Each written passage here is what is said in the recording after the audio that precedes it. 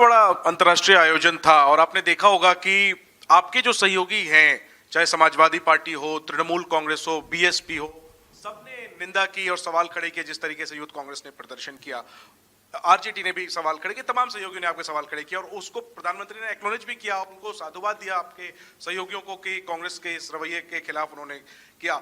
दलील मुख्य ये है सर कि एक अंतर्राष्ट्रीय आयोजन था, विदेशी डेलीगेट्स थे, देश के भविष्य की बात हो रही थी, एआई की बात हो रही थी, उसको राजनीतिक अखाड़े के तौर पे क्यों इस्तेमाल किया, जो प्रधानमंत्री ने पूछा और जो आपके सहयोगियों की तरफ से जो रिएक्शन आए उसको भी आप कैसे एड्रेस? देखिए, ये ट्रेंड बहुत दिन से है। जब ये बड़े बड़े इवेंट होता है, पूरा जो हमारे बाहर की दुनिया, जो सच्ची दुनिया है, उसको कवर करके एक बड़ा इवेंट होता है। इसका मतलब ये नहीं है ये सच्चाई नहीं है, इसका मतलब ये नहीं है ये पेन नहीं है, और ये यूथ का है और यूथ का आवाज़ तो कहीं ना कहीं निकलेगा ही। तो आज जो निकला है वो युवा का आवाज़ है, युवा का पीड़ा है। तो इसको आप कितना भी दबाएंगे, इसको आप कितना भी ये करेंगे, वो रुकने वाला नहीं है। वो अभी शुरू हुआ है, आप कितना उसको दबाएंगे। तो आज यूथ कांग्रेस जो वहाँ पे प्रोटेस्ट किया है, it is only an expression of the status of the youth in this country. जब प्रधानमंत्री बोल रहे हैं कि कांग्रेस वाले नंगे हैं, ये नहीं है बात ये है इस देश का युवा को इस सरकार ने नंगा कर दिया। ये प्रॉब्लम है अभी हमारा। तो इस पेन को अगर एड्रेस नहीं करेंगे, ये हर जगह निकलेगा। तो मेरे ख्याल से अगर आप सच्चाई को पूरा कवर करके एक बड़ा समिट चलाना चाहते हैं, इससे देश का कुछ ये नहीं चलने वाला है। हमें पहले हमारे युवा का आवाज़ सुनना चाहिए और उनका जो इश्यूज है उसको रिस्पेक्ट करना चाहिए।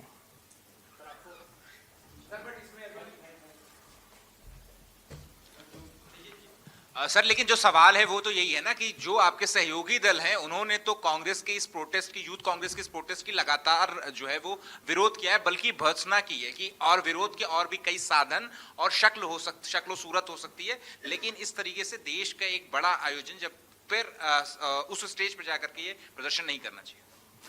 देखिए, मैं वापस बोलता हूँ, हर एक पार्टी का पॉलिटिकल लाइन रहता है, उसके बारे में मैं कमेंट नहीं करना चाहता हूँ। I don't think the youth's voice is an insult to this country. It is the fundamental foundation pillar of this country. अगर कुछ किसी चीज से हमारा बेइज्जती हो गया, वो गलगोटिया का वो कुत्ता सा हुआ है, युवा का आवाज से नहीं हुआ है।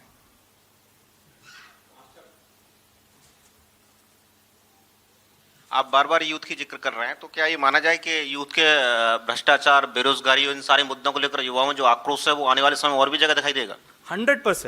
100% दिखेगा और वो बहुत बड़ा मूवमेंट भी बनने वाला है, क्योंकि अभी ये एक लेवल के ऊपर चला गया।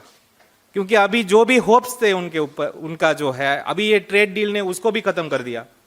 तो जितना भी यूथ समझते हैं अपने लाइफ के बारे में, उनको पता है। तो ये बहुत बड़ा मुद्दे बनने वाला है। और आज की टाइम पे आप देखेंगे, अगर एजुकेटेड का, ग्रेजुएट्स का अनएम्प्लॉयमेंट लेंगे, वो डबल फिगर में चला गया। दूसरा, युवा मीन्स एनर्जी। आज गांव से लेकर खेत तक, शहर तक युवाओं के पास रोजगार नहीं है। जाहिर सी बात है, अगर उसको एनर्जी का उपयोग नहीं किया गया, आप ये एनर्जी का रूपांतरण कर सकते हैं, उसको रोक नहीं सकते। तो क्या लग रहा है, जिस हिसाब से देश का युवा जो किया है वो ठीक है, अच्छा है, बुरा है, वो अलग बात है, लेकिन युवा को रोजगार तो चाहिए, बेरोजगारी चाहिए। तो क्या उस दिशा को, आप उस एनर्जी को कैसे यूटिलाइज कर पाएंगे? ऐसे तो बहुत बड़ा युवा आ जाएगा।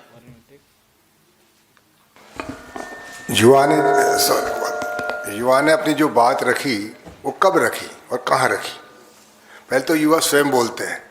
अगर आप उनकी बात ध्यानपूर्वक सुने, वो और जगह नहीं जाते, वो उनकी नहीं सुनेंगे अपने प्रतिनिधियों के मार्फत, चाहे विधानसभा में हो चाहे लोकसभा में हो। युवा की तो आवाज़ है, वहाँ आप उसकी आवाज़ को नहीं सुनने को तैयार हो, तो कहीं तो ये आवाज़ आएगी। और हमारे प्रजातंत्र की ये है कि जनता को अपनी आवाज़ रखने का हक है, प्रजातांत्रिक शांतिपूर्ण तरीके से, अहिंसात्मक तरीके से रखने का। और वो क्या मांग रहे हैं कि हमारी स्थिति देखो, हमारी क्या हालत है, बेरोजगारी बढ़ रही है, उनके माँ बाप इतना पैसा खर्च करके शहरों में, दिल्ली में यहाँ पढ़ाते हैं बच्चों को, और जब उस बच्चे को अपना भविष्य नज़र नहीं आ रहा, विदेशी कंपनियां आ रही हैं, नौकरियां कम हो रही हैं, तो बच्चे कहीं तो कहेंगे। वो तो अपनी बात ध्यान आकर्षण कर रहे थे, इसमें व्यवधान नहीं डाल रहे थे। वो कितने 5 मिनट का प्रोटेस्ट था, कोई हिंसा नहीं हुई, कोई तोड़ फोड़ नहीं हुई, कोई सांप्रदायिक कोई बात नहीं हुई। वो ये ध्यान आकर्षण कर रहे थे कि हमारी तरफ भी देखो, हिंदुस्तान के युवा हम हैं और युवाओं को अधिकार है। ये हमारी प्रार्थना है आपसे। इस तरीके से देश भर के अंदर आपके कार्यालयों पर हमने देखा झड़प हुई, भोपाल के अंदर एक जगह पर हमने देखा, आपके यूथ कांग्रेस के जो चीफ है उनको डिटेन करके अभी रखा हुआ है। ये जो पूरा रिएक्शन इस पूरे के बाद आ रहा है, उसको आप किस तरीके से देखते हैं? देखिए सर, अगर सकारात्मक तो ये होता है, कोई अगर बात उठा रहा है, और खासतौर से युवा, क्यों युवा हमारा भविष्य है। हमारा देश उतना ही मजबूत होगा जितना हमारा युवा मजबूत है। अगर युवा हमारा भूखा और नंगा है तो देश खुशहाल नहीं हो सकता।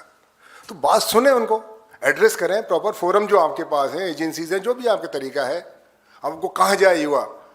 विधानसभा को चलने नहीं देते, लोकसभा को चलने नहीं देते, प्रेस छापती नहीं है, तो कहीं तो वो अपनी करेगा। वो खुद अपनी आवाज़ उठा रहे थे। तो उठाने का तरीका, मैं मानता हूँ कि प्रजातंत्र में अपनी बात रखने का, शांतिपूर्ण बात रखने का हर किसी आदमी को अधिकार है, और उन युवाओं ने अपनी बात रखी ध्यान आकर्षण करने के लिए, जिसका उनको अधिकार था। Hello. Hi, Mr. Senthil. I have a question. So, we spoke about your allies in the India bloc criticizing this, but some of your own leaders have also spoken out against this. Your former vice president candidate and union minister, Margaret Alva, has spoken about it, that there should be more responsibility shown by the Congress at such events.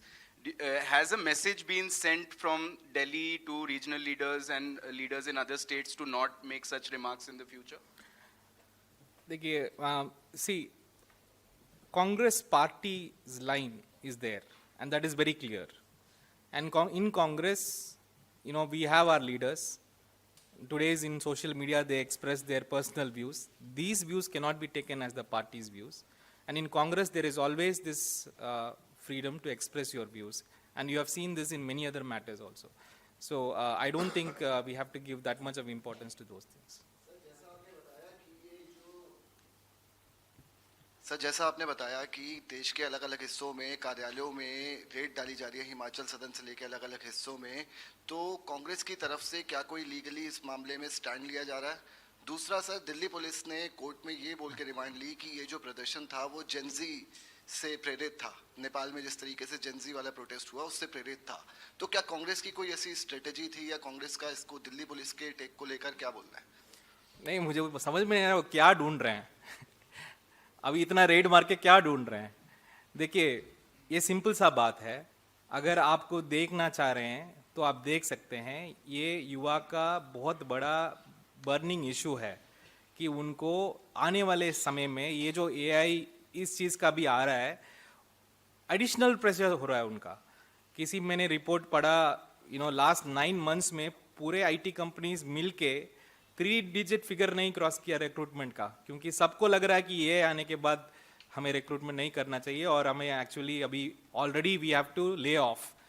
तो ये अभी pressure build हो रहा है हमारे देश में, और जहाँ पे एमएसएमई जो ज़्यादा जॉब्स देता था हमारे मिडिल और लोअर मिडिल क्लास का जो युवा जो आ रहे थे, उस पूरा इंडस्ट्री को ख़त्म कर दिया। Now they are not, those jobs are not available. So this is a huge pain, and as a country we should come out and listen to them. तो इस प्रोटेस्ट को हमें उस एंगल से ही देखना पड़ेगा। I also hope that some sense comes into the government and they see this and not go behind these youngsters and book them in atrocious cases. Not only the youngsters, their parents are also being taken. अरे यार, इतना तो आपको investigate करने के लिए इतना case तो है, आप जाके इन्वेस्टिगेट करो। इस बच्चों के पीछे आप क्यों कर रहे हो? ये बहुत स्ट्रेंज है।